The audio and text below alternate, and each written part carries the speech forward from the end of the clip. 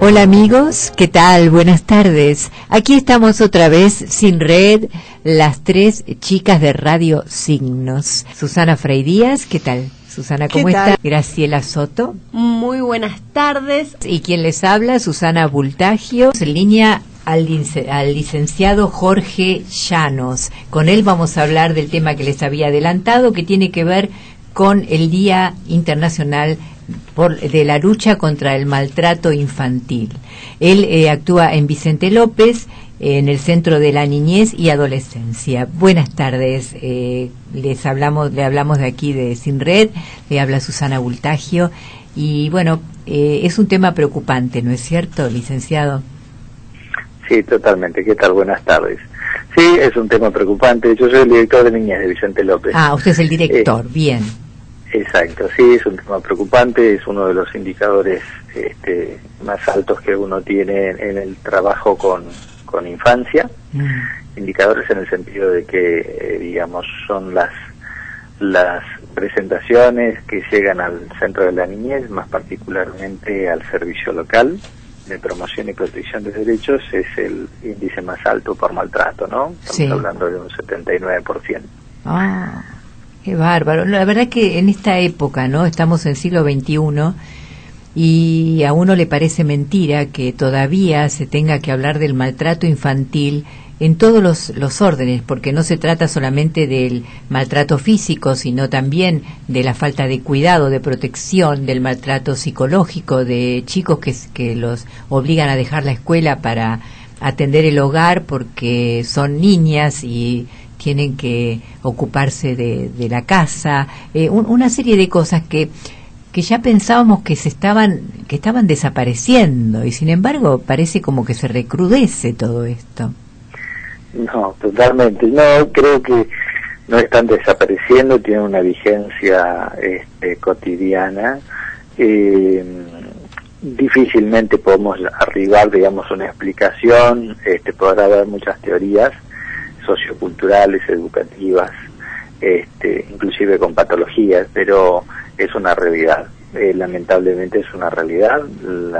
Lo que me parece es que hay que trabajar mucho en función de la familia, de los cuidadores, de los referentes, de los responsables, en función de que esto no se propague, y al contrario se pueda trabajar, digamos, pautas de crianza y de respeto hacia los niñas y adolescentes, ¿no? Claro. ¿Qué tal? Te habla María, ¿cómo te va? ¿Qué tal? ¿Cómo estás? Quería saber, porque el tiempo se nos acortó un poquitito porque no nos podíamos comunicar. Vicente López, para hablar de este partido y además porque vos estás dentro de este área, ¿cuál es el impacto que tiene esto y cuáles programas son los que acompañan para que la patología, por así decir, vaya cambiando, ¿no es cierto? Mejorando. Sí, total. Lo que estamos tratando de hacer con muchos de los actores que trabajan en infancia, porque esto es inabordable solamente desde el municipio, si bien tiene su responsabilidad, por supuesto, y la lleva a cabo, tratamos de trabajar con muchas áreas, no solamente de gobiernos provincial y nacional o municipal, sino también con organizaciones sociales, parroquias y demás. Claro, como en red, ¿no es cierto? Es un trabajo en red esto. Sí, si no es imposible y es inabordable. Obvio, sí. Entonces la idea es donde nosotros tenemos lo que se denomina el Consejo Local de Promoción y Protección de Derechos, donde así participan todos estos actores y donde estamos poniendo en práctica un programa precisamente para llegar antes de la denuncia por derecho vulnerado, ¿no? O sea, trabajar en la prevención, llegar antes y detectar antes. Por eso estamos haciendo unos talleres en escuelas que se denominan Crianza sin Violencia, donde trabajamos, no son talleres de una vez o dos encuentros, son de 8 encuentros, hasta 8 encuentros, con los referentes de los niñas y adolescentes, donde trabajamos el tema de el maltrato, donde la idea es que la gente pueda allí informarse y básicamente llegar a decir, bueno, esto que pasa en mi casa, se llama violencia y yo tengo maltrato y yo tengo algo que ver con eso. Si este objetivo está logrado, digamos, tenemos un dispositivo a continuación de para trabajar grupalmente, terapéuticamente, pautas de crianza. Claro, ¿y quién asiste a estos talleres? O sea, ¿cuál es el impacto que tiene? ¿Van los padres, los adultos a cargo? ¿Hay una convocatoria? ¿Hay un interés? ¿Hay una incorporación de lo que se quiere transmitir efectiva? Ya, hay una incorporación de esto, por eso no es un taller, generalmente los talleres están pensados donde se da una charla en tal escuela, en tal lugar, y después se continúa a lo sumo dentro de... Claro, exacto, como algo más sencillo por ahí un exacto, taller. Sí. En este caso es mucho más enfocada, estamos tratando de establecer lo siguiente. Mira, digamos, el objetivo es bastante pretencioso, pero creo que lo vamos a lograr en función de que la idea es que nosotros vamos a ir a dar un taller en una escuela, por ejemplo, provincial, y la idea es que ese taller se replique durante todo el año en ese lugar. Ah, perfecto. Entonces ya queda una capacidad instalada en determinados lugares de Vicente López, primero los estratégicos, después la idea es que esto se multiplique en todos los sectores. Claro. Cuestión de que esto quede como una capacidad instalada y a partir de allí tratar de cubrir a la mayoría de la población infantil de Vicente López. Claro, ahora por ejemplo, disculpa que te interrumpa, esto también se da tipo taller para los menores, o sea, porque de alguna manera también es interesante que ellos tengan herramientas para detectar si son maltratados y poder hablarlo, como ponerlo como en palabras. Eso desde ya, no solamente con los adultos, te decía lo de los adultos porque me parece que son un elemento importantísimo dentro de lo que es maltrato, la incorporación. Para los chicos sí, por supuesto que hay talleres específicos para ellos que tienen que ver con resolución de conflictos, digamos, otra modalidad de resolución de conflicto. También hablamos de acoso o bullying, como es más conocido últimamente por los chicos con esto. También tenemos talleres para ello, en función de poder detectarlo precozmente y poder trabajar estas cuestiones. Pero generalmente, digamos, ayudar a los niños a la resolución de sus conflictos entre pares, lo que se les hace muy difícil es la resolución hacia arriba, digamos, de la violencia es entre los adultos y ellos como testigos, que ya no se habla más de testigos, se habla más de víctimas porque es una situación donde ellos también la padecen. Es más difícil cambiarlo, por eso es abarcar a todo el espectro, digamos, tanto a los niños como a los adultos.